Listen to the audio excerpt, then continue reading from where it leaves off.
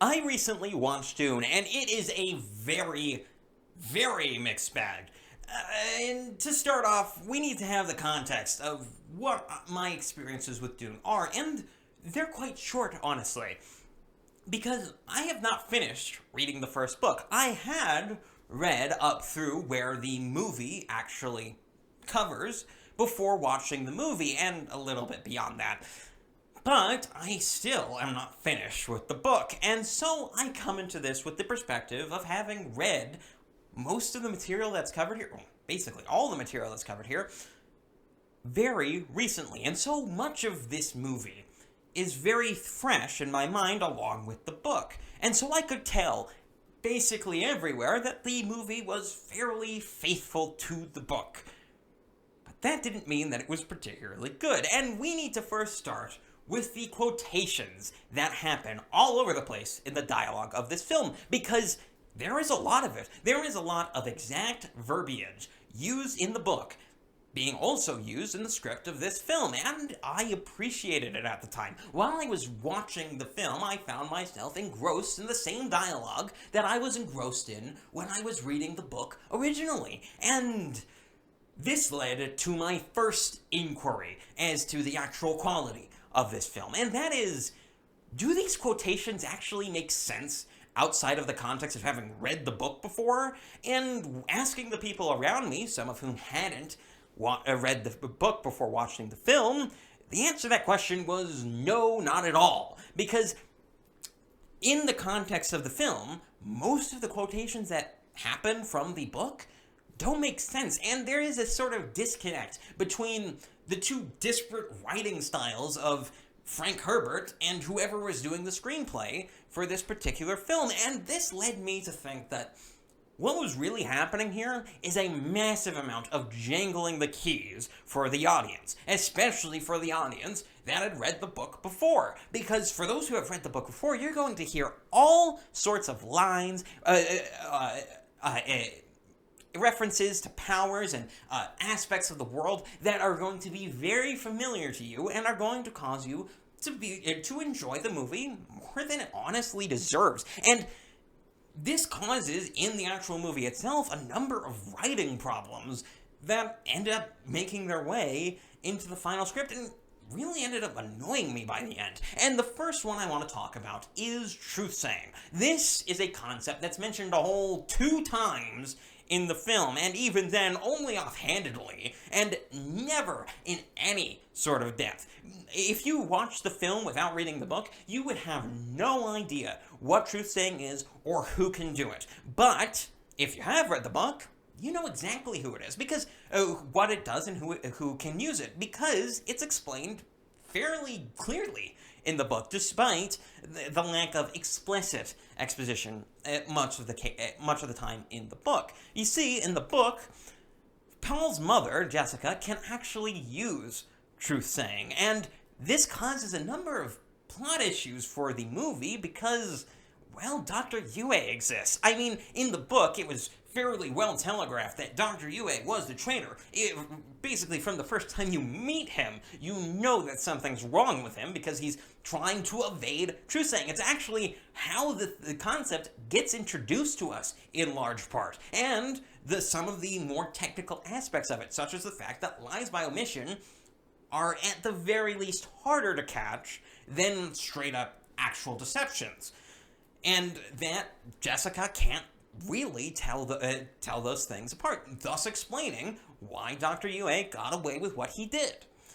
This is not done in the movie, and so really Dr. Yue's portrayal comes out of nowhere. There's almost no indication throughout the entirety of the film, up until the point that get revealed that he is the traitor, that there's really any traitor at all. I mean, you have a little bit, and you definitely have suspicions from the characters, but you have no idea whether that's going to be a character you know or anyone else, and no characters that you do know are really portraying any signs of it. So it kind of comes out of nowhere in the film. And you might say, well, that's marginal. If you were just watching the movie, you wouldn't have noticed that sort of thing. And that sort of plot hole only really happens when you're talking about the deep intricacies of the film as compared to the book. But that doesn't just go for those sorts of things. It also goes for some of the deeper character moments that happen in both the book and the film. And most importantly, being Paul's major character moment in this portion of the book. And that would be his speech, his emotional outburst where he says, "I'm a freak,"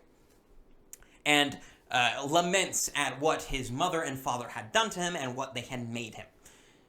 This, in the book, lands really well. It is actually an amazing chapter. I really liked that particular chapter. But in the movie, doesn't make sense. And that comes down to the fact that Paul calling himself a freak in the movie doesn't make sense. Because in the book, Paul is an amalgamation of many different and very disparate things. He is, at one point, a male Bene Gesserit, which is already quite strange.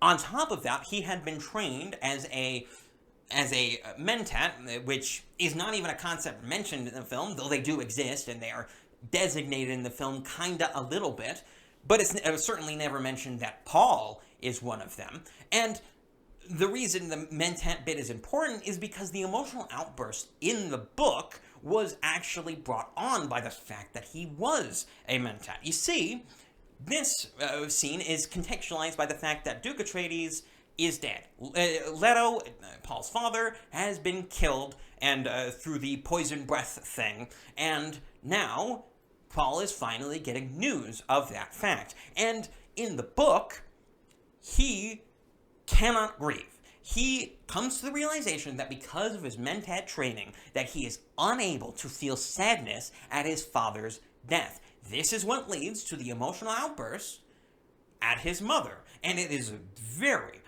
very emotional scene in the book. In the movie, however, he finds out his dad is dead, and then freaks out his mother for being a freak because of things that he's known has been happening since he was a kid, basically. I mean, he had been training as a Bene Gesserit for a long time. He had known it was happening. He had been trained in using the voice, and he was totally okay with it up until that very moment.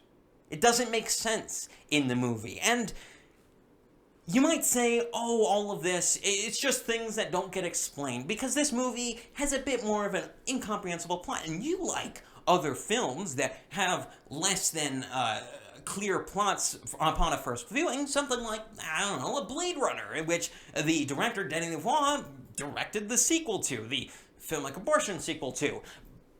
But there are some important differences between Blade Runner and this film. The most important one has to be the pacing, because in Blade Runner, the pacing is very good. It's a very fast movie, and lots of things are going on, but you don't have time to really dwell on them for all too long before the movie's already moving on. There's always a point to a scene, and there's never an unnecessary shot.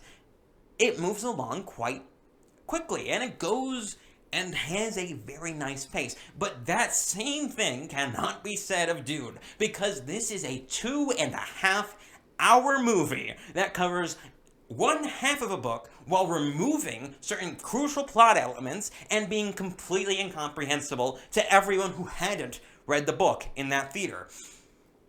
What ends up happening for Dune the movie is that everyone is stuck dwelling upon every single question the movie leaves you with, because you have all sorts of time in the sweeping, artistic shots that Denis Villeneuve is very in favor of pulling off in every possible opportunity, and doubling the length of the movie, frankly, beyond what it really should have been. And you have all that time to sit there and think, why is this happening? What's going on? Why is Paul freaking out like that? You have all sorts of time to think about those things while slow motion shots are going off in the background and unnecessary establishing shots are abound in the film. Literally every scene is an establishing shot that is completely worthless, and then we go into the actual scene itself. And then we have a ending establishing shot that is also completely unnecessary. Every scene is like that. And in this case, what I end up being left with is that this movie is really just jangling the keys of people who like the Dune books. I am left with the very strange perception that we are not just getting jangling keys with the wonderful depictions of the sandworms and of the thropters, the cities and the still suits and all that sort of stuff, which I really enjoy, don't get me wrong.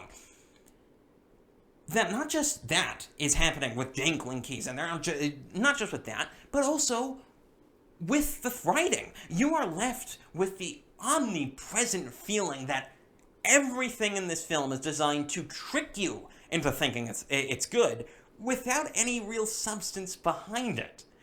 Everything in this film just seems sort of hollow without the existence of the book. You really do need to read the book in order to have any enjoyment with this film whatsoever. But if you have read the book, I mean, it is enjoyable, despite the omnipresent pacing issues, which I had an issue with regardless. And all of this can really go down to the director. Denis Villeneuve is just not a good director. I mean, lots of people like him because they have no taste and want to think they're artistic. But in reality, he's just not effective. He is so slow, and he just ruins potentially good material with just nothing. Like, his artistic shots don't have meaning. When he takes completely ridiculous, overlong establishing shots of every single scene in the movie, and insists upon having one or two extra shots too many in every scene, that's not him being artistic or having deep meaning. It's just him showing off, or even worse, just being vain. I mean, that's what I'm left with at the end of this film, and I'm probably still gonna watch the second film just because of the book, but this isn't worth the praise that people are giving it. It really isn't, especially from the directorial perspective. If you cut this down to an hour and a half, and of course removed all of the French horn farts from the Hans Zimmer score, which, frankly, might I say, is just awful and used terribly throughout this film, it just doesn't fit for the most part. And there are scenes where it's just so loud. It has two modes. It's 0 or 100. It's just awful. I hate the score. Those are the two things I hate about this: is the directorial decisions and the score. If you remove the score and replaced it with something more respectable, and if you changed the director and edited this down to an hour and a half, this movie would be great. I'm not kidding. This movie would be amazing if you edit it down to an hour and a half so that you have less problems with the left out explanations of things. And if you remove the score, this movie would be pretty good. Probably not amazing, and I'd probably still only really like it because of the book, but I'd enjoy it more, and I'd be more willing to go back and watch it again. And that's what I'm left with, really. It's not a complete film as well. It just doesn't do anything properly. Well, it does a lot of things properly. It really is a mixed bag. And that's just what I'm left with, and that's what I'm going to leave you with. And if you enjoyed that video, do subscribe down below and check out my other platforms. I'm on BitChute, I'm on Odyssey, I'm on Rumble, I'm on Brighteon, I'm also on Minds, Gab, and Getter, and if you were on any of those other platforms, you would know that this video came out the night before you saw it on YouTube. This video came out Thursday night for everyone else, and Friday for you. So I suggest you go check that out. I'm KelKidman, and I'm out.